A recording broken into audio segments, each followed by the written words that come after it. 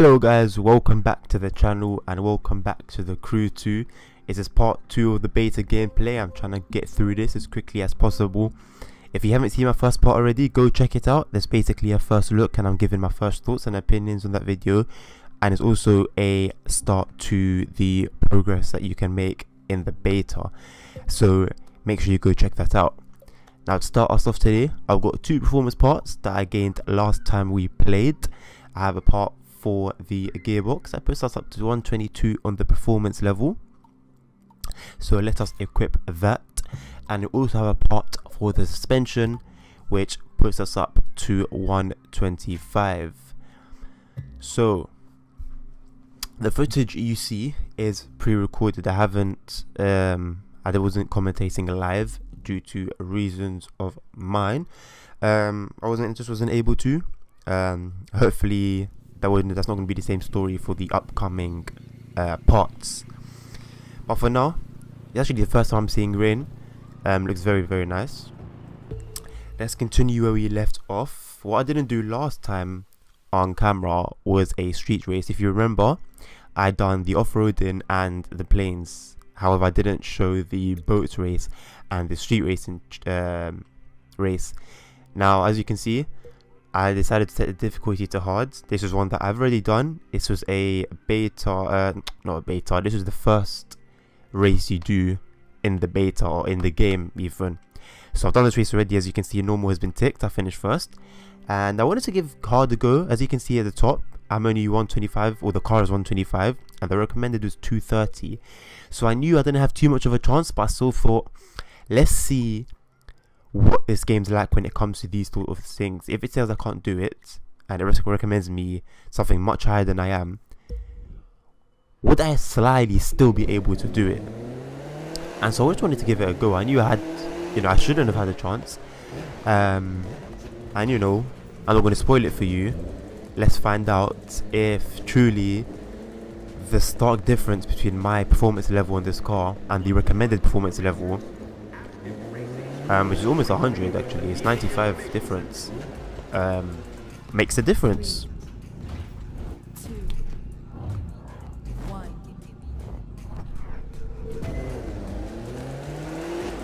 As you can see, straight off the bat, it's havoc. The cars are incredibly fast. In the normal difficulty of this race, it is nothing like this. You feel very matched with who you're racing against. However, and this is, I'm not going to lie, I love this. The fact that I'm getting absolutely humiliated, demolished, whatever word you want to just, you want to put to it, that's happening to me right now. I loved it, simply because it's what should have been happening. All these guys are racing at minimum 230. Oh, sorry, it was what was the performance level? 230. It was 230 performance level, and I'm racing with 80. No, am I racing with 80? Am I racing with 80? Sorry, that was not 95 difference then. Sorry, my math was completely off point. I thought my performance. No, I'm at 100 and no, I'm at 125, right? So I'm at 125. These guys are 230. So yes, it is 95. Excuse my maths. It's not quick maths at all. And this is what should be happening. I deserve to be getting demolished because I'm not on par with these guys. I'm not on the same level as these guys. And as embarrassing as it was racing against these guys, I was very pleased that I couldn't race against them. That's what this game's meant to be. I like a game with challenge. I don't want a game where I'm absolutely nowhere near the recommended level that I should be for a certain race or for a certain event, whatever that may be, or whether it's to do with the cars, whether it's a plane race, a boat race, an off-roading race, and I enter the car that's at least 50% below, and no one's able to knock me off the top spot. I find it really annoying, and it just makes the game too easy. And then it's like, okay, well, what's the point in even setting the bar that high? So I'm very pleased that I actually managed to struggle and finish 5th while absolutely pushing the car. And there you can see 125, 230, 95 difference. There's no way I was gonna make it. Now, I have finished the rookie part of the game, the fame level, and as you can see, due to this being a beta, it limits you to rookie and 14,999 followers. As soon as you hit the 15,000 follower mark, that's when you get to, is it popular, I think? I'm not too sure.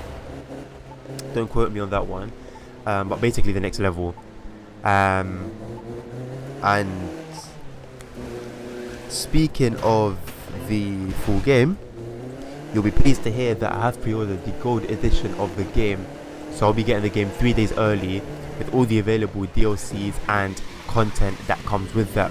So make sure you're subscribed to this channel to get this content first. I'll be uploading from day one as soon as it's released. As soon as it's installed on my PC, I'll be back on this game. Try me on that one. If I don't do as I've just said, feel more than free to unsubscribe and quote this video. Unsubscribe, dislike the video, do as you wish if I'm not a man of my words. However, enough of that. You might have just seen me fail horribly when that speech, not horribly anyway, I was about a mile per hour off, or let's say 1.1 miles an hour if you want to be specific. But I thought, okay, so we've done the street race, let's head over to the next one, which would be the off-road challenge, the high-speed drifts are. Now this kind of race isn't just a race. It's a couple of checkpoints and you finding the best route between them. Now good luck I'm not getting lost. Only the top racers get to run here, which I guess says something about you. Don't get too cocky though. It's a long way from getting invited to sitting in the winner's shirt. Right, so as you've just heard, this is a race where there aren't any boundaries. There are checkpoints and I just need to reach a checkpoint. So which route I take to those checkpoints does not matter as long as I reach those checkpoints. And I find these kind of races really interesting because it brings an element of your own smartness in a way and your own experience of the map, because certain routes are not going to treat you as nicely as other ones will. You know, so you don't be coming up against someone. I mean, and this really applies online if anything. You know, when you're playing against someone real, you know the map like the back of their hands and is able to just demolish you, and you have got absolutely no idea why. So, and that kind of makes these races not for everyone. If you get where I'm coming from, you know, not everyone's a fan of these things. A lot of people just like standard, and there's the answer to my question from the last game where I asked, is it possible to drive through patches of water? And it certainly is. But as I was saying, a lot of players tend to prefer the standard layout of a race. Here's the route, follow this route, don't stray away from this route. And I can understand why.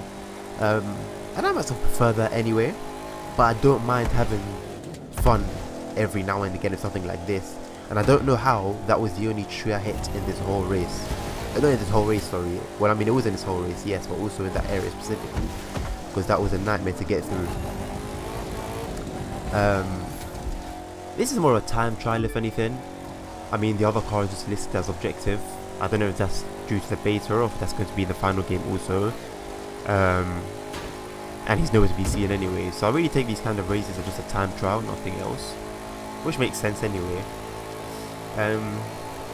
Forza always had this element of reach this checkpoints, however, whichever way you desire to go. I just feel again the environment just wasn't.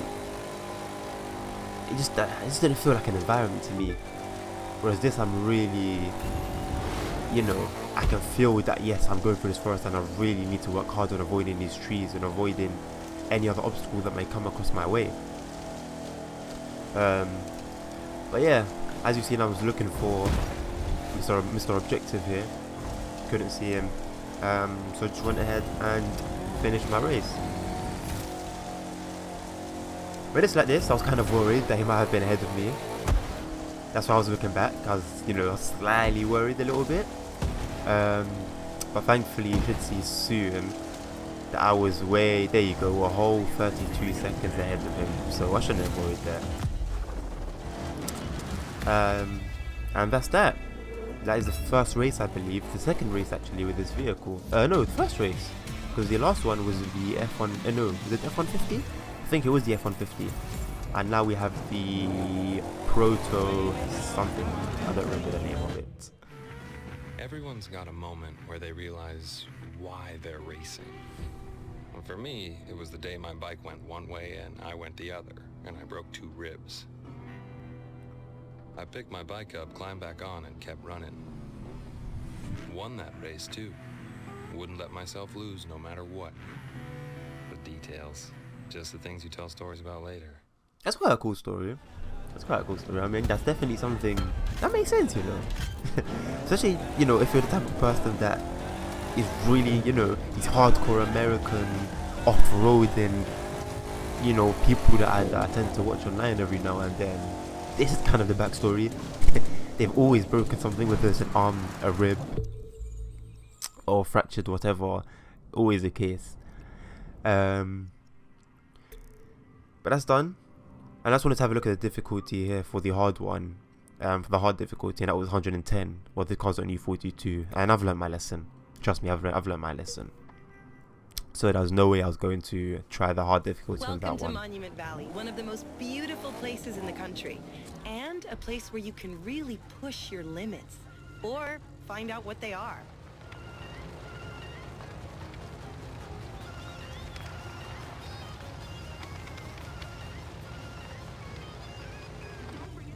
Three, two, one.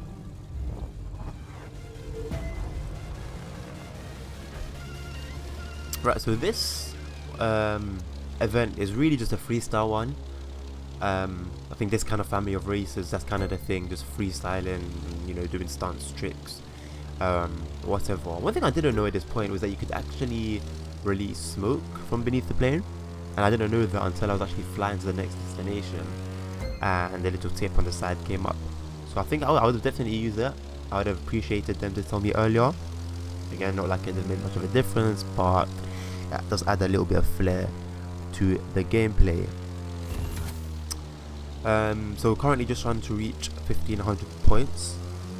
The beneath the timer we have the list of, and I did struggle here with the loop. I did not understand how, and I think it was because I was turning slightly, although I don't know how I was doing it. My thumb was somehow at an angle while I was pushing down on the left analog stick on the controller. Not too sure how anyway, but I did finally manage to hold it perfectly straight,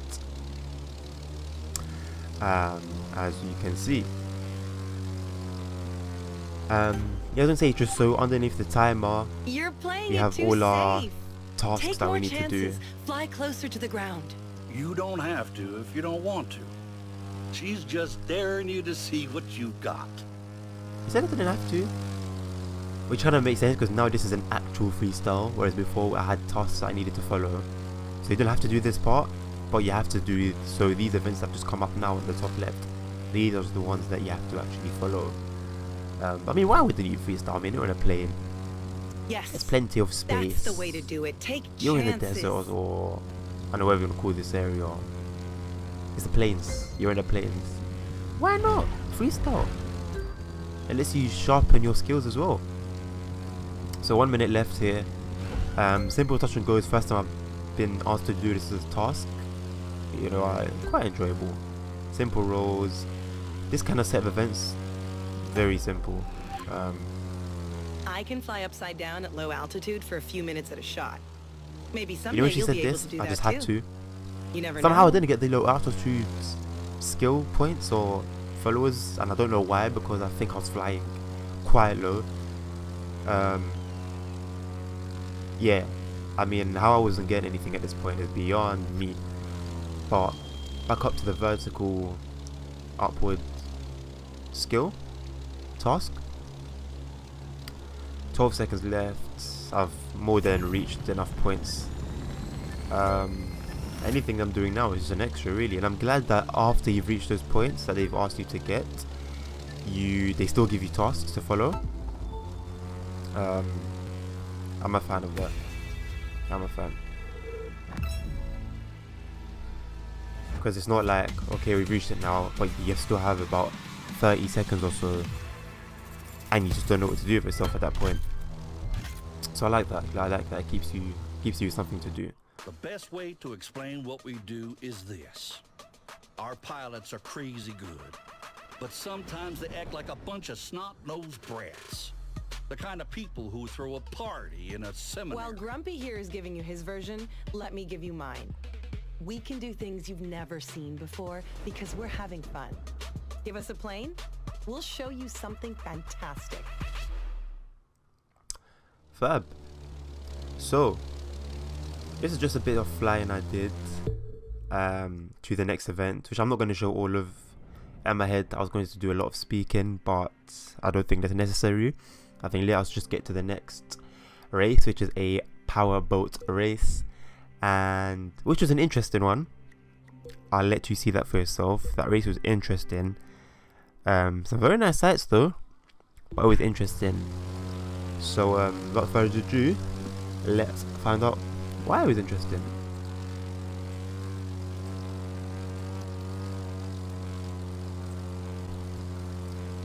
Right, so here we are on the east coast now, or near the east coast anyway.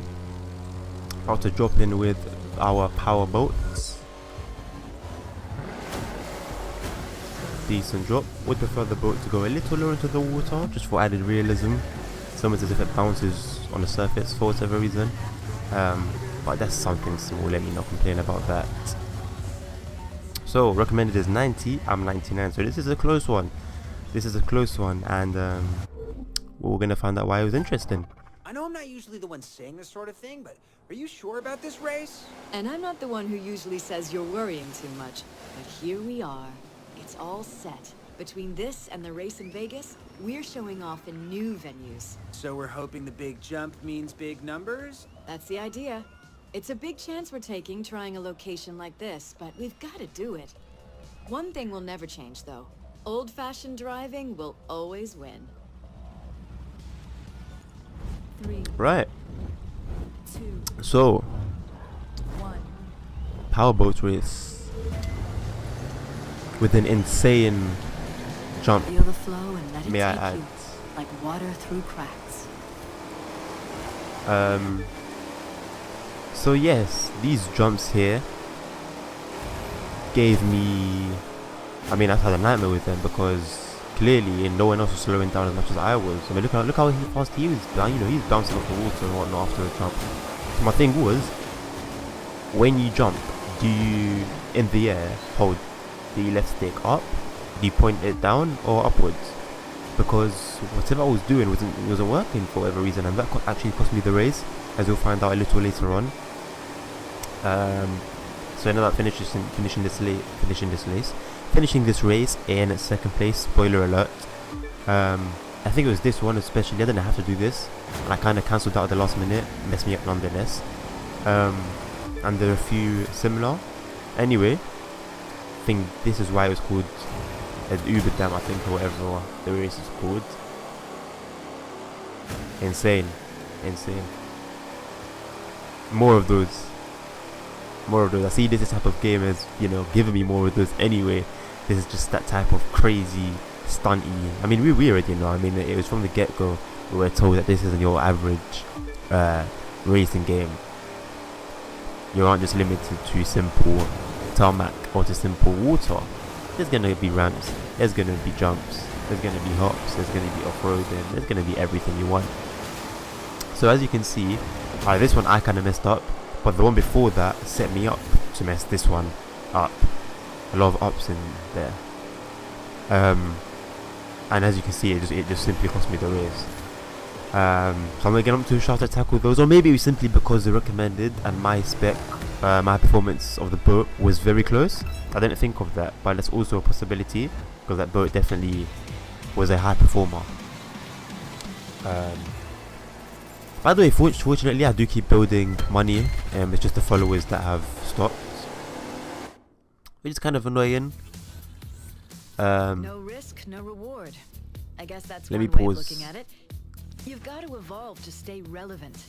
If that means trying new venues, from downtown to 10 miles east of the middle of nowhere, then maybe that's what we gotta do. But I know it's a gamble. It won't do us any good to win new fans if we lose the old ones. Finding a balance, that's the tricky part. Yeah, so what was I talking about before? I've completely forgotten. It's been about 15 seconds. That's me for you. But anyway, that's going to be that for now. Again, this was I did record the footage before speaking over it, as you could tell. Tell me, would you prefer this, or would you prefer me speaking over the gameplay as I play? Please do let me know. I'm going to record a few more episodes, so before you let me know, I may have already done the videos however I may have done them. But it's for the future. I mean, this game is coming out in just under a month, so there's plenty of time for you guys to let me know the kind of style of videos you want, the kind of style of commentary you'd like to hear, and if I can provide that, I'll be more than happy to. So thank you very much for watching. Again, subscribe, because I will be getting this game 3 days early, as I've pre-ordered the gold edition, and that means all the extra content as well. So we'll be up on cars, on bikes, on boats and planes, and I think, if I'm not mistaken, customizations to a character and their house, which we may take a look at very, very soon in the next few episodes. So again, thank you very much. Subscribe so you are aware of when I upload, and hit the bell actually so you get notified of when I upload. Like the video, and I will see you next time. Peace.